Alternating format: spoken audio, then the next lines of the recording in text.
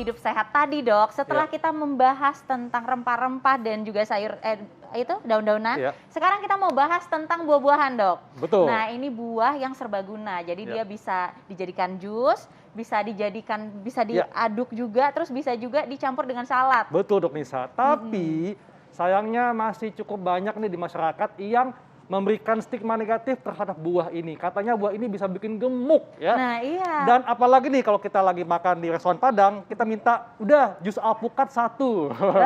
Tapi itu enak ya, alpukat ada susunya. Tapi apakah benar nih alpukat itu manfaatnya banyak untuk kesehatan? Di tengah kita sudah ada Dr. Maria Haryono. Pagi dok, apa kabar? Halo Selamat pagi, dokter, Dok. gimana Selamat pagi, kabarnya? luar biasa, sehat. Sehat dok ya. Dokter suka alpukat? Alhamdulillah. Suka banget. Sama dok, Suka saya dok. banget. Iya, biasanya tuh ya Dokter Haikal tuh kalau pagi-pagi syuting dia suka bawa tuh alpukat tuh Iya. dok, jus alpukat. Jadi full energi dong Betul, ya. iya. Dok, tapi apakah benar dok ya? Karena ini di masyarakat cukup banyak nih yang memberikan stigma negatif ke alpukat. Katanya alpukat ini bisa bikin gemuk dok, ya. Nah ini fakta atau mitos dok sebetulnya? Ini mitos. Oh, mitos. Ya, jadi memang secara kenyataan di dalam satu buah alpukat ini didominasi kandungannya oleh lemak. Kalau kita hitung-hitung, biasanya kan kita makan yang sedang-sedang gini ya, sedang-sedang gini itu makan buat sendiri gitu ya. Nah ini kira-kira bisa mencapai sekitar 200 gram. Oke. Dalam 200 gram memang total kalorinya banyak. Jadi kalau kita mau dapat benefitnya dari unsur, kita kan belum ngomongin isinya nih Iya. ya, tapi dari total kalorinya memang banyak. Jadi jangan dong ditambahin dengan gula, dengan kental manis gitu Iya. ya, karena benefit yang kita harapkan kita dapatkan akhirnya dapat juga Oke. hal-hal yang tidak menguntungkan dari tambahan gula dan kawan-kawan. Jadi kalau masyarakat suka pesen jus alpukat pakai susu kental manis coklat itu sebetulnya nggak bagus dok ya? Nambah Iya, kalorinya ya? Iya, nambah kalorinya. Jadi yang ditakutkan gendutnya akhirnya total kalorinya karena jadi banyak dok. Oke, padahal malah alpukat ini bagus banget Benefitnya banyak buat banget. diet ya dok ya. Betul banget. Oke, nah nih dok, ini ada fakta mitos selanjutnya nih dok. Tapi katanya rutin konsumsi alpukat dapat meningkatkan kesehatan jantung. Ini fakta atau mitos? Ini fakta dong. Wow. Fakta. Jadi kenapa? Nah di dalam alpukat yang tadi katanya isinya banyak lemaknya, memang didominasi oleh, kan kita kenal jenis-jenis lemak dalam ikatan-ikatannya ada namanya PUFA, MUFA, Iya. ada yang SAFA. Yang harus dihindari itu yang saturated nih, yang terakhir yang SAFA. Lemak jenuh ya? Lemak jenuh.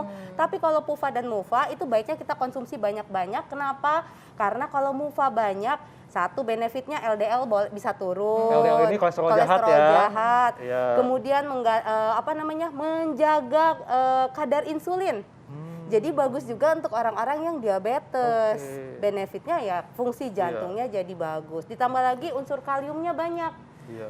Salah satu sumber kalium yang banyak selain pisang, orang taunya kan pisang, Betul. sebenarnya alpukat. Jadi hal-hal ini yang memang kadang-kadang kita harus tahu Iya. bagus untuk jantung karena dari kalium, dari Iya.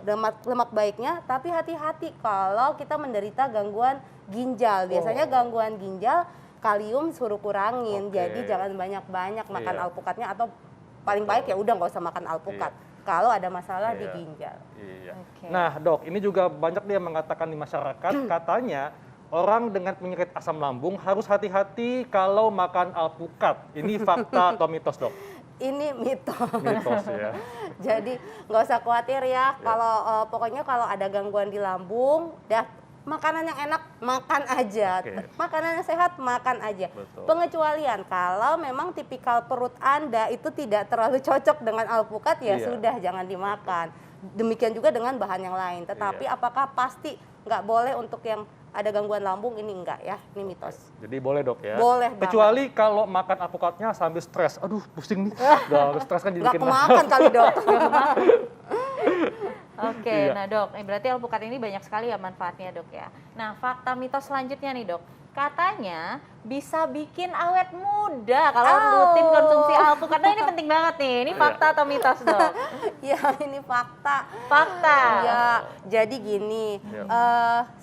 jaringan tubuh kita kan sebenarnya sel-selnya itu juga tersusun dari komponen lemak ya. Betul. Nah, lemak ini kita butuhkan untuk tubuh kita selain Iya. sumber energi, jaga sel, jaga hormon, jaga suhu tubuh ya, termasuk kalau kita konsumsi alpukat karena sumber lemaknya ini baik, otomatis dia menjaga keseluruhan sel tubuh kita, termasuk ya sel kulit, jadi Iya. bikin awet muda. Iya. Jadi jangan takut lemak, tapi tentunya pilihlah lemak sehat yang sumbernya dari Betul alpukat. banget, nih. Dok.